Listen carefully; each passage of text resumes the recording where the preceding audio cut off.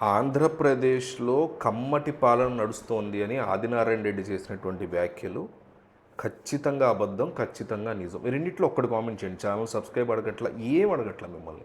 ఒక్క 1000 కామెంట్లు టార్గెట్. నిజంగా ప్రజలు ఏమనుకుంటున్నారు? ఆదినారాయణ రెడ్డి చెప్పిన మాటలు నిజం అనుకుంటున్నారా? కాదా?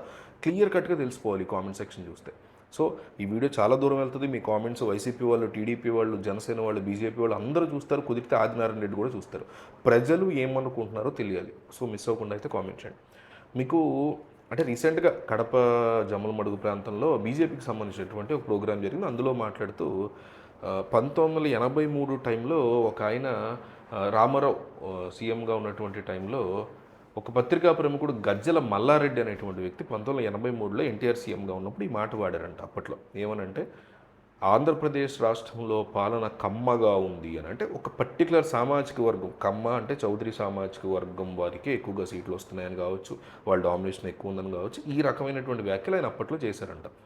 ఆ వ్యాఖ్యల్ని మళ్ళీ ఇప్పుడు తీసుకొస్తూ ఇప్పుడు ఆయన చెప్పినట్టుగానే ఇప్పుడు కూడా ఉంది, పాలన కమ్మగా నడుస్తోంది ఆంధ్రప్రదేశ్ రాష్ట్రంలో అంటూ ఈయన వ్యాఖ్యానించారు. అక్కడ మాధవ్ ఉన్నారు, ఆంధ్రప్రదేశ్ బీజేపీ రాష్ట్ర అధ్యక్షుడు ఆయన.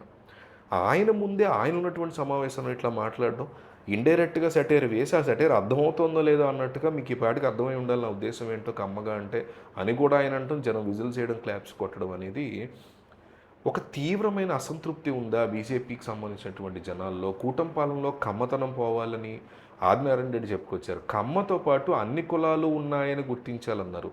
పని చేసేవారికే పదవులు ఇవ్వాలని ఆయన స్పష్టం చేశారు. అందరికీ న్యాయం జరిగేలా చెయ్యాలి, చూడాలి.